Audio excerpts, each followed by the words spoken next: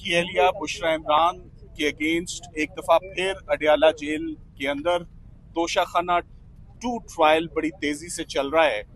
आज सुबह 10 बजे प्रोसीडिंग्स का आगाज होता है और शाम 6 बजे तक ये प्रोसीडिंग्स चलती हैं। इन प्रोसीडिंग्स में सबसे इम्पोर्टेंट बात आज के आने वाले 2 गवाह थे जिनके ऊपर सरकार के पूरे केस का इन्हिसार था।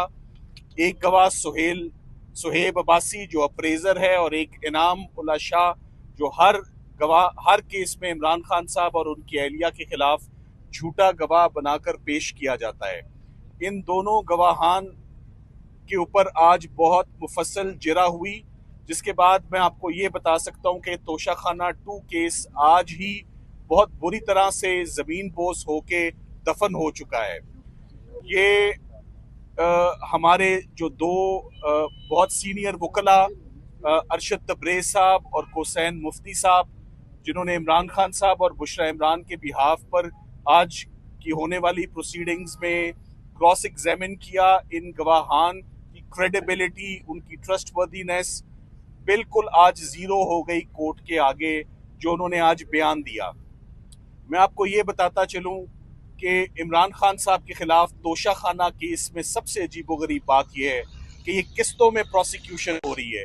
कभी ईसीपी प्रोसिक्यूट करती है, कभी एक चीज़ के ऊपर, एक तोहफे के ऊपर प्रोसिक्यूशन होती है, कभी एक तोहफे के ऊपर प्रोसिक्यूशन होती है। क्रिमिनल लॉ ऐसे नहीं चलता।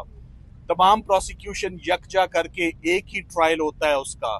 इससे ना सिर्फ नेशनल एक्सचेकर का नुकसान है, जेल का नुकसान है, कोर्ट का नुकसान है, और साइल के ऊपर आप देखें, इमरान खान साहब के ऊपर मैं बार बार कहता हूं कि ना लीगली पॉसिबल है, ना for a human being possible है कि वो इतने मुकदमात की पैरवी करे, इतने मुकदमात में वकील इंगेज करे, और एक के बाद एक केस जो है वो it's a never ending story.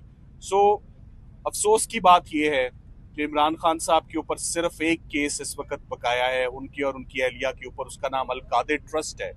Al-Qadir trust के ऊपर हम पूरी गर्मियों की छुट्टियां इंतजार करने के बाद आज से 5 दिन पहले इस्लामाबाद हाई कोर्ट में जब बिलाखिर पहुंच ही जाते हैं, और बिलाखिर जब हमारे केसेस लगा ही दिए जाते हैं, तो फिर भी अलकादिर के केस में तारीख नहीं दी जाती। ये अफसोस की बात यह है कि जब खवातीन के केसेस को बहुत प्रायोरिटी हासिल है, हमेशा से जजेस ने बड़ा सॉफ्ट कॉर्नर रखा।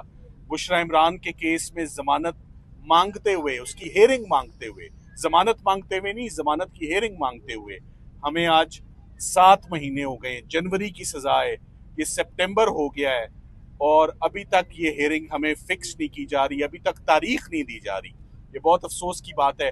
जजेस की तादाद भी है, मौका भी है, दस्तूर भी है, असूल भी है कि खवातीन के केसेस को तो कम से कम सुना जाए, मगर उनका केस भी नहीं सुना जा रहा।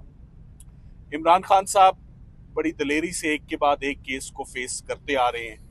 केसेस नहीं खत्म हो रहे। केसेस एक खत्म होता है तो दूसरी सजा का बंदोबस्त कर दिया जाता है। ये पैटर्न आप अडियाला जेल और अटक जेल से आप 2-2.5 साल से आप देखते चले आ रहे हैं। तकरीबन 800 दिन हो गए इमरान खान साहब को जेल में। इमरान खान साहब ने चीफ जस्टिस साहब से भी अपनी अपील की कि उनको सिर्फ और सिर्फ अदालतों से सुनवाई चाहिए और कुछ नहीं चाहिए। इंसाफ हम खुद ले लेंगे, सिर्फ हमारे केसेस फिक्स किए जाएं। हमारे केसेस नहीं फिक्स किए जा रहे। अलकादिर का केस फिक्स नहीं किया जा रहा।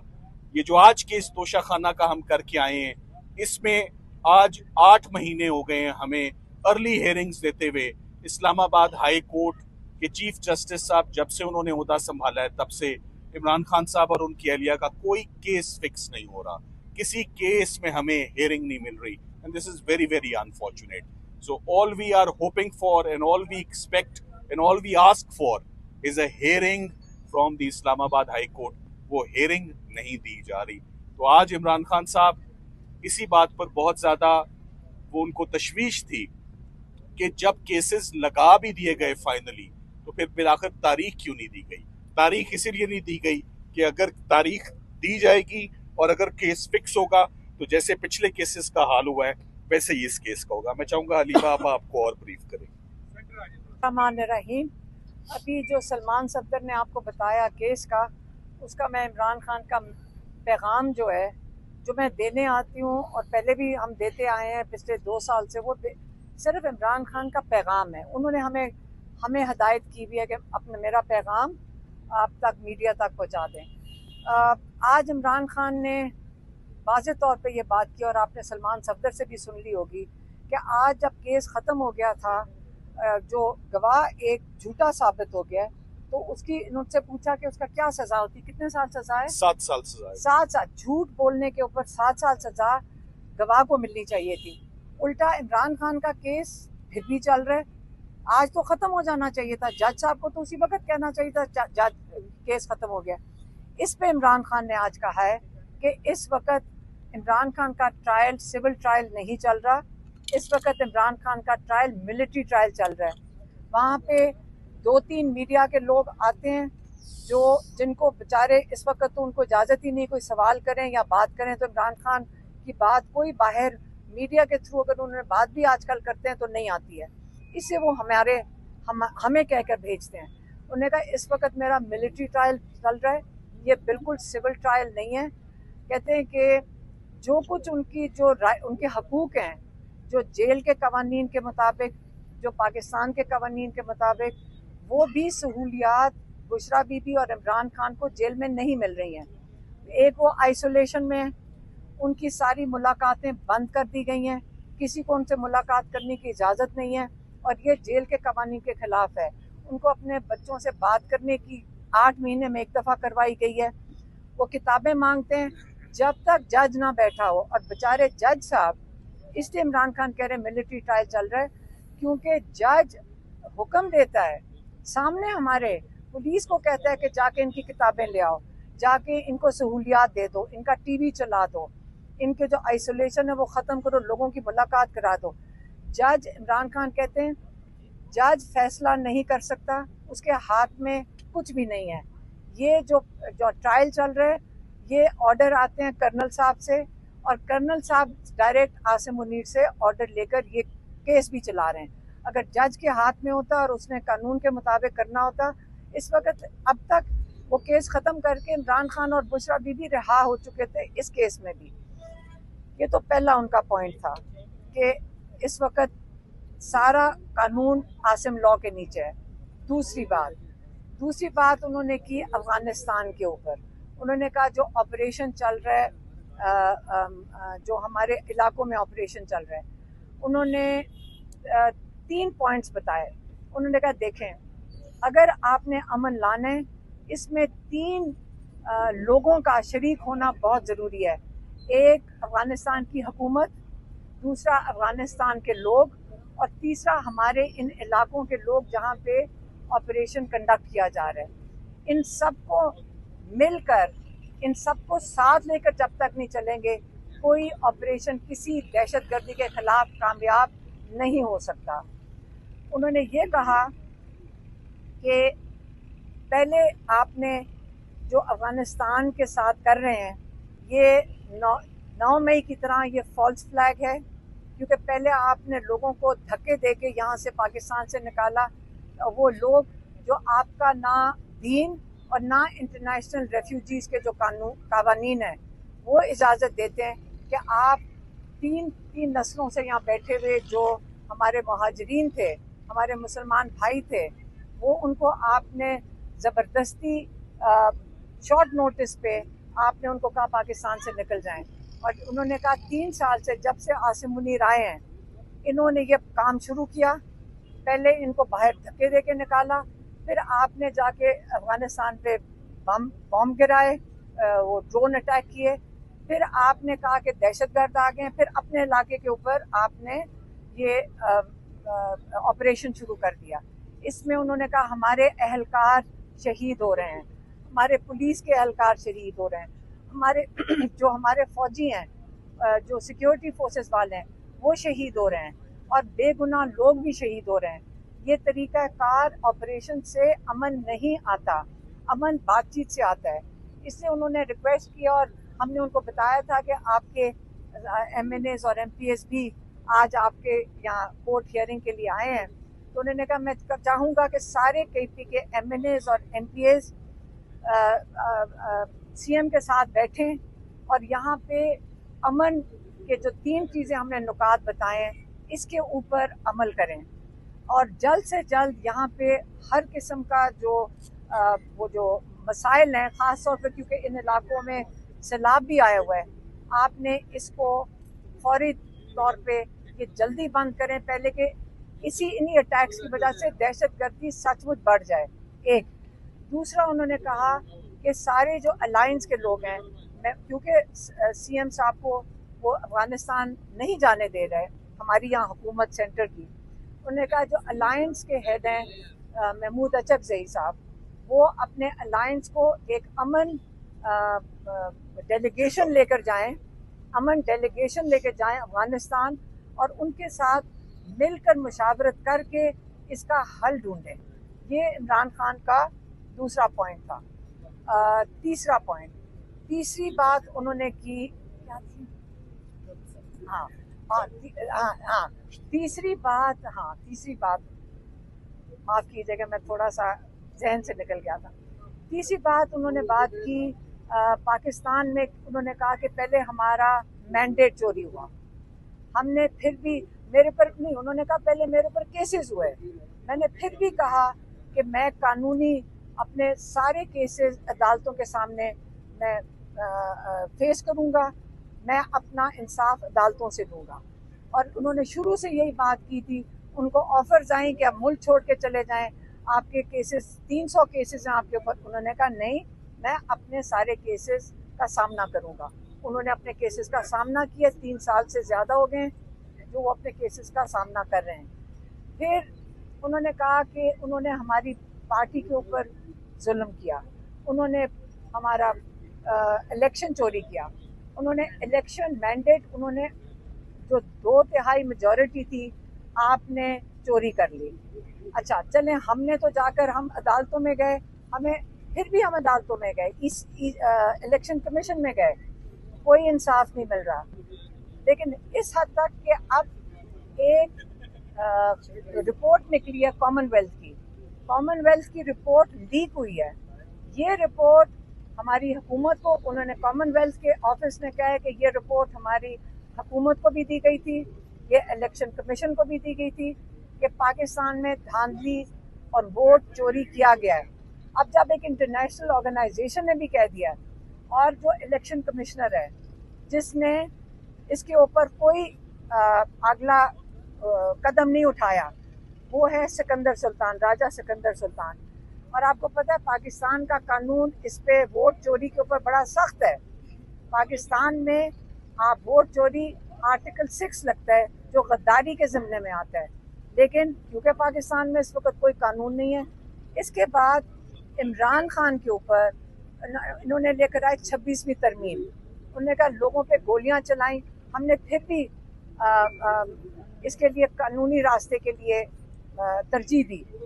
उसके बाद आप 26वीं तरमीम लेकर आए, और 26वीं तरमीम क्यों लेकर आए? आप इसलिए लेकर आए कि जो सारे कोर्ट्स हैं उनको आप अपने गवर्नमेंट डिपार्टमेंट बना लें। उन्होंने ये कहा कि देखें, जब आपने 26वीं तरमीम लाएं, उन जजेस को खराज तहसीन पेश करें जिन्होंने सच के साथ, रूल ऑफ लॉ के साथ खड़े हुए हैं, उन्होंने अपनी आवाज़ उठाई है, वो पाकिस्तान के हीरोज़ हैं।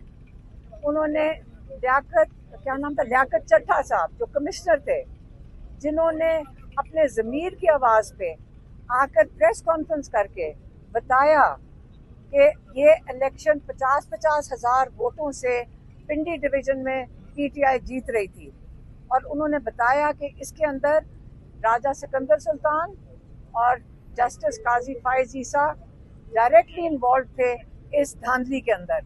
इतनी बड़ी बात की, आज चट्टा साहब किधर हैं? चट्टा साहब को कहीं उन्होंने बंद कर दिया। लेकिन ये पाकिस्तान के हीरो हैं, उन्होंने आवाज़ उठाई, उन्होंने ये नहीं सोचा कि मेरे साथ क्या होगा। वो कमिश्नर थे, वो अपने ओहदे की फिक्र कर सकते थे, लेकिन उन्होंने आवाज़ उठाई। तो इसलिए आप उनको भी खराज तहसीन, वो पाकिस्तान के हीरो वो भी हैं, उन्होंने सच के साथ खड़े हुए। उसी तरह जजेस खड़े हो रहे हैं, ये पाकिस्तान के हीरोज़ हैं। पाकिस्तानी पूरी कौम इनको खराज तहसीन के अलावा इनके साथ खड़ी हो। और उन्होंने कहा कि अपने मेंबर्स ऑफ पार्लियामेंट के लिए उन्होंने कहा देखें, इस वक्त आसिम लॉ चल रहा है, आपने इसे डरना नहीं है। इसलिए क्योंकि एक फर्द वाहिद अपने फ्यूचर के इक़्तिदार के लिए या आपको जो दबा रहा है, आप अगर इसे डरेंगे या आपको और दबाएंगे। आप हक पे हैं, आप पाकिस्तान के लोगों की नुमाइंदगी कर रहे हैं। आपने ना जेल से डरना है, क्योंकि मैं 2 साल से जेल में बैठा हुआ हूँ। और उन्होंने कहा कि आपको ये जितना आप इनसे खौफ ज़दा होंगे या आपको और दबाएंगे, इसलिए उन्होंने कहा क्रश करेंगे। और तीसरा उन्होंने कहा कि आप देखें पाकिस्तान जो केपी के अंदर कर रहे हैं, ये लोग ये जान के कर रहे हैं, क्योंकि केपी के अंदर एक दफ़ा एएनपी की हुकूमत के दौरान इन्होंने यही ऑपरेशन किया था और उन्होंने एएनपी को इसी तरह ही क्रश किया था कि उन्हीं के इलाके में उनकी गवर्नेंस को कमज़ोर किया था। इसलिए केपी की सारे एमएनएज और एमपीएस की रिस्पॉन्सिबिलिटी है कि वो सीएम के साथ बैठकर अमन यहाँ पे कायम करें और गवर्नेंस रिस्टोर करें। और तीसरा क्या था वो वाला, हाँ, और अगर उन्होंने कहा कि देखें, अगर आपके लिए मुश्किलात पैदा करते हैं, आप सिर्फ एक काम करें, जो मेरा पैगाम है उसको रीट्वीट कर दें सारे एमएनएज एमपीएस और पार्टी के लोग, सिर्फ मेरे ट्वीट को रीट्वीट कर दें ताकि सारे एक पेज पे हों। और आखिरी चीज़ उन्होंने कही थी, हाँ, कि मुत्तहिद रहें, बिल्कुल सारी पार्टी, क्योंकि पार्टी पूरी, वैसे तो सारे पार्टी तो एक ही पेज पे है, पूरा पाकिस्तान एक पेज पे है, लेकिन जो बाकी ओहदेदारान हैं वो सारे एक पेज पे रहें, इकट्ठे रहें। और क्योंकि आपने जो मुकाबला कर रहे हैं वो एक जुल्म का मुकाबला कर रहे हैं, आप मार्शल लॉ का मुकाबला कर रहे हैं, आप आसिम लॉ का मुकाबला कर रहे हैं, और ये चलेगा नहीं, क्योंकि जुल्म का निज़ाम नहीं चल सकता इंशाल्लाह। और उन्होंने एक और जो हिदायत भेजी थी वो थी कि आप पेशावर में फ़ौरन जलसा करें और सबको बुलाएं वहाँ पे पेशावर में। और एक जो पहला स्टेप है, उन्होंने कहा है कि बहुत बड़ा जलसा इंशाल्लाह होगा, सारे जमा होंगे। और यहाँ से कहते हैं, उन्होंने ये भी कहा कि ये जो हम कमेटियों से निकल रहे हैं, हमने इनको लेजिटिमाइज बहुत देर कर लिया है। हुकूमत को इलीगल हुकूमत, चोरी शुदा मैंडेट की हुकूमत, इसको हमने बहुत देर लेजिटिमाइज किया है। हमने क्योंकि कानूनी रास्ता इख्तियार कर रहे थे, लेकिन अब वक्त आ गया है कि हम इनको लेजिटिमाइज नहीं करेंगे। इसे जो पहला कदम था, हमने कमेटियों से कौन सी नेशनल असेंबली की कमेटियों से और सेनेट की कमेटियों से सबको कह दिया है कि वहाँ से उनसे निकल जाएं और रिज़ाइन कर दें। और वो अगला जो लाएमल है, आज उन्होंने नहीं दिया, आज उन्होंने सिर्फ जलसे का दिया है और ट्वीट का दिया है, और बाकी जो है वो मेरे ख्याल में अगली दफ़ा देंगे। मेहरबानी, शुक्रिया।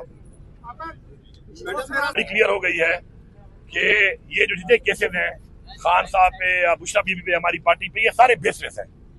बेसलेस केस है, इसलिए इन केसों को ये चला नहीं रहे कि जब केस चलेंगे तो कुछ है ही नहीं, तो फिर जमानतें होंगी, तो वो डिले कर रहे हैं और वही जस्टिस डिलेड जस्टिस डिनाइड वही चल रहा है। तो मैं पहले तो ये एक गुजारिश करूंगा पूरी कौम की तरफ से कि फील्ड मार्शल साहब, आसिम मुनीर साहब, इमरान खान साहब एक पॉपुलर तरीन लीडर हैं इस पार्टी के, जिसका मैंडेट चोरी हुआ है। पूरी कौम उनके साथ है, वो बार बार एक बात कर रहे हैं और पूरी कौम आपकी तरफ देख रही है। आप क्लैरिटी करें इस बात के ऊपर कि जजेस से प्रेशर किसका है। ये जज जो केस नहीं लगा रहे, नहीं सुन रहे, ये आप क्लैरिटी कर दें कि आप हैं, आप नहीं है, फेडरल गवर्नमेंट है, शहबाज शरीफ है, पंजाब में पंजाब गवर्नमेंट है, ताकि क्लैरिटी आ जाए कौम को।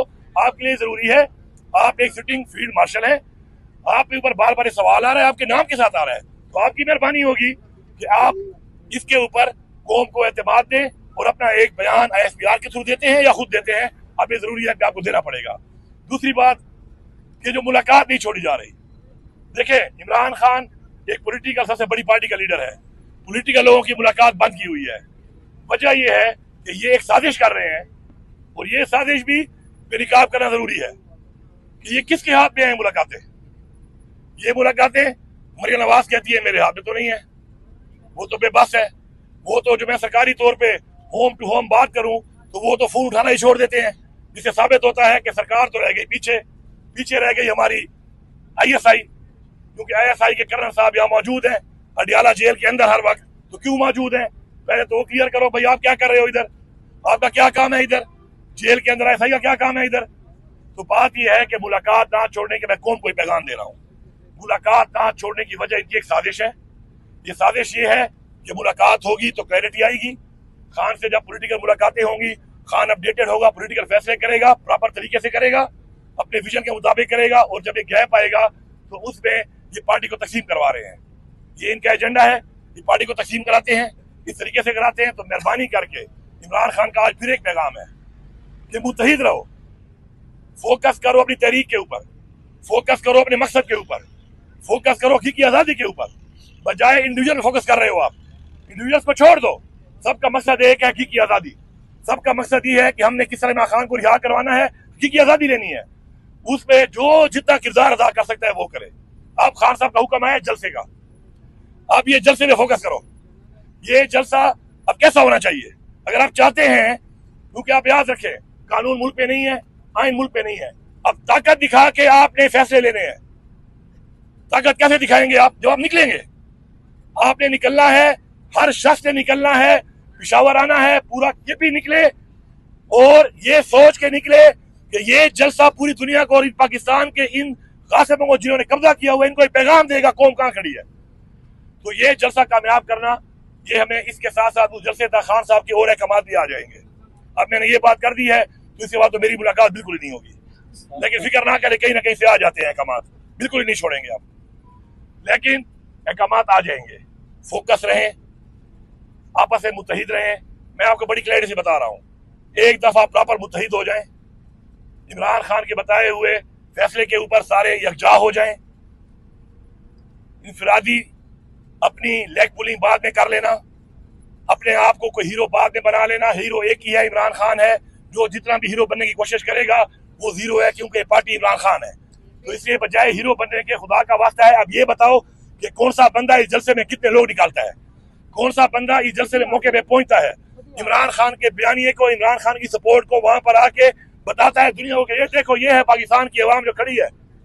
तो वो अवाम जब ज्यादा होगी तो प्रेशर बनेगा। हमेशा याद रखो, जंगें जीतती हैं वो कौमें जो ताकतवर होती हैं, तहरीकें कामयाब तब होती हैं जब ताकतवर होती हैं। और अगर कोई भी मुल्क के लिए, कौम के लिए कोई मुज़ाकरात भी होते हैं तो मुज़ाकरात आपकी मर्जी के तब होंगे, आपकी बयानी पे तब होंगे, पाकिस्तान के हक में तब होंगे, हमारे तहरीक के हक में तब जब आप मजबूत होंगे। जब आप कमजोर होंगे तो आप अपना मकसद अचीव नहीं कर सकते। ऑलरेडी हम देख चुके हैं कि कानून बेबस है, हम देख चुके हैं कि फैसले नहीं हो रहे, हम देख रहे हैं कि फैसले लिखे जाते हैं, हम देख रहे हैं कि क्रश लोग हो रहे हैं जो ये सोच रहे हैं कि यार ये हो गया मैं बच जाऊंगा। बचेगा कोई भी नहीं, याद रखो। सबको मैं पैगाम दे रहा हूं, कोई नहीं बचेगा। ये सोच के कि मैं बच गया हूं तो खैर है, तुम्हारा नंबर भी आएगा, सबका नंबर आएगा। हाँ, जो तहरीक छोड़ देगा तो फिर उसका नंबर नहीं आएगा। जो तहरीक में उसका नंबर आना है तो इसलिए मुत्तहिद हो जाओ। अब यही टाइम है, 27 तारीख को जलसा, ये आपकी पूरी दुनिया और पाकिस्तान के अंदर इस चीज को डिलीवर करेगा, पूरी दुनिया के सामने पोर्ट्रे करेगा कि where is the nation standing, कौम कहां खड़ी है।